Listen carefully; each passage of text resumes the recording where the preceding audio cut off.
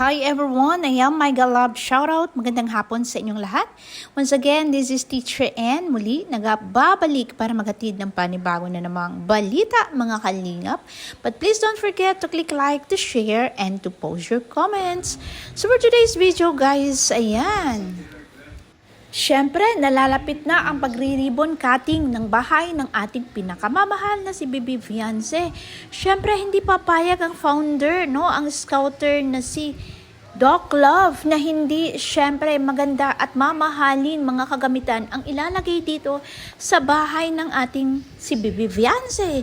So yon, sila ay pumunta sa pinakamagandang hardware dito sa Daet, at ito naghahanap nga sila ng pinakamahal na chandelier.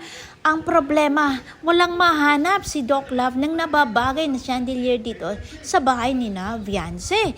So ay makalingap, syempre, maging tayo, hindi rin tayo papayag nang ilalagay dito sa napakagandang mansyon ng ating si Bibi Fiance. Sabi nga ni Kuya Val, mansyon, no?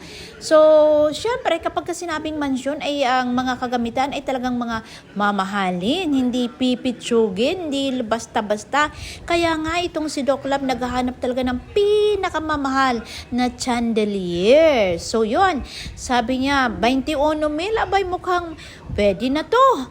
Pwede na yan, 21 mil sa chandelier pa lang. Uy, Doc Love, grabe na yan. Siyempre, hindi sila papayag na hindi sobrang ganda, elegante ang ilalagay sa bahay ng ating si Bibi Fiance. So, ayun mga kalingap, ayun, ang sabi nga ni Doc Love, ang isang chandelier na yun, siya napapatawa, ay para daw sa simbahan, kasi nga puro lalagyan ng kandila. Pero meron na siyang nakikita, na para bang sabi niya, ito ay nababagay sa bahay ng ating si Bibi Fiance. So, yun mga kalingap, yun talaga ang kanilang problemang sinusolusyonan ngayon, ang paghahanap ng mga bagay na talagang fit na fit. Sabi nga, match na match. Perfect. Dito sa napakagandang bahay ni na Fiance and her family. So, syempre lahat tayo excited na sa darating na ribbon cutting. Mga kalingap. Kailan kaya yun? So, hindi man tayo makadalo or makadalo man kami ni Gandang Emmy.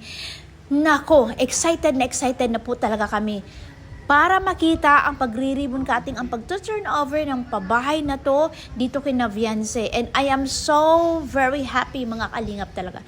Masayang masaya ako para sa pamilya ni na Fiance. Na kumbaga, from rags to riches, yun na ang kanilang buhay. Sabi nga yung parang Cinderella, talagang Cinderella talaga ang tamang tawag dito sa ating si Bibi Fiance, Cinderella na kalingap. Bakit? Di ba siya yung isang bata na naglalabada, di ba ganun si Cinderella? And then at 12 midnight, ayun, na-meet niya yung fairy godmother at nabigyan siya ng isang magic na sumakay dito sa isang karwahe.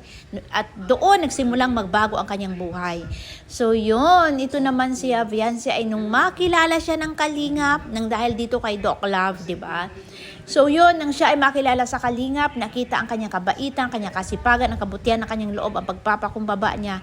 So ayun, nabigyan siya ng napakagandang buhay na siyang naghatid din ng kaginhawahan sa kanilang pamilya. Siya ang lucky charm ng kanilang family. So mga kalingap, so hindi talaga magkanda-ugaga. Sorry, nahihirapan ako magsalita. Magkanda-ugaga, yun, nakuha ko din. So ito si Doc Love at saka si Kalingap Rob ay naghahanap din. So kung si Doc Love ay naghahanap ng kakulangan pa dito sa babahay ni na Bibi Fiance para ma-turn over na sa kanila o ma-ribbon cutting na itong chandelier at saka may kulang pa daw ng mga tiles. Yun ang sabi nila ni Doc Love at saka ni Bro Red Said. So ayan mga kalingap, ito yung essence ng talagang binablog nila dahil nalalaman natin ang mga updates na kaganapan dito sa bahay ng ating hinihintay talaga ang ribbon cutting. At ito nga din, si Kalingap Rob ay naghahanap din ng pinakabonggang pintuan. Grabe kamamahal naman mga kalingap. Pintuan pa lang nagkakahalaga na ng 36 mil. Ay grabe na yan. So talagang sino ba naman ang hindi na-overwhelm talaga? Sobra akong na-overwhelm dito sa mga nangyayari sa family ng ating pinakamamahal na si Bibi Fiance. So, maliban doon sa mga biyayang natanggap nila, naging na silang mga ambassadress, silang dalawang Kalingap Edo. So, ito panibago na naman pagpapala sa kanila ang maito-turn over na sa family ni na Fiance, itong napakaganda na kanilang bahay. Aabangan natin mga Kalingap, sobra, no? Kaya nga ako'y naiisip ko, sabi ko, kailan ba yung ribbon cutting? At ako'y na-excite na. At ako'y gusto ko ding makapunta doon.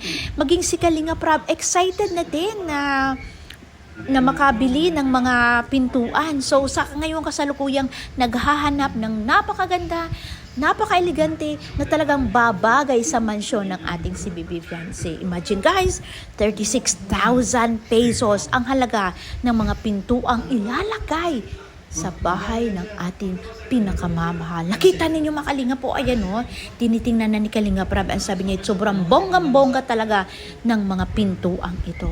So, syempre, sa pinaka-main door, kailangan pagpasok pa lang ng tao, kitang-kita na yung fabulous, yung ganda ng pintuan. Diba? Abay, nakaka-proud yan ay gawa ng Kalingap. Syempre, sa tulong na din ng mga talagang mga very generous na mga sponsors. Kaya shout out sa lahat ng mga sponsors ng EDSI. Maraming salamat sa inyo talaga. Naway ibalik sa inyo ang mga blessings na ibinibigay ninyo dito sa family ni na Fiance, tulong ninyo dito sa Kalingap. Ibalik sa inyo ng Panginoon ng siksik at liglig at nag-uumapaw. Maraming salamat sa inyo lahat. Hindi ko man kayo maisa-isa.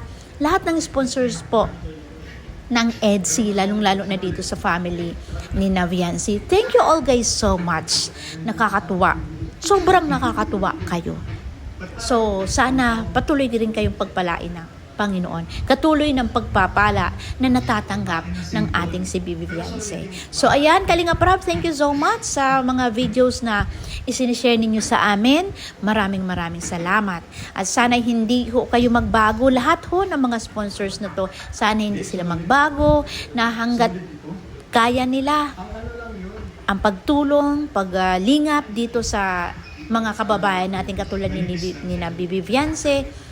Sana hindi kayo magsawa. No, mga Kalingap, that's all guys. And see you all again on my next reaction video. Once again, this is Teacher N signing off. Bye and God bless everyone. Syempre, wag kong kalilimutan yung suporta syempre kay Kuya Val, kay Ate Edna. Ayan, wag po natin kalilimutan syempre at kay Kalingap Rab. That's all guys, and shout out sa aming tambalan sa Kalingap Radio Balitaan with Sisi Gandang Emmy, ayan, and Kuya Noli, and sa lahat po ng mga reactors ng Team Kalingap. Bye-bye guys and God bless. Once again.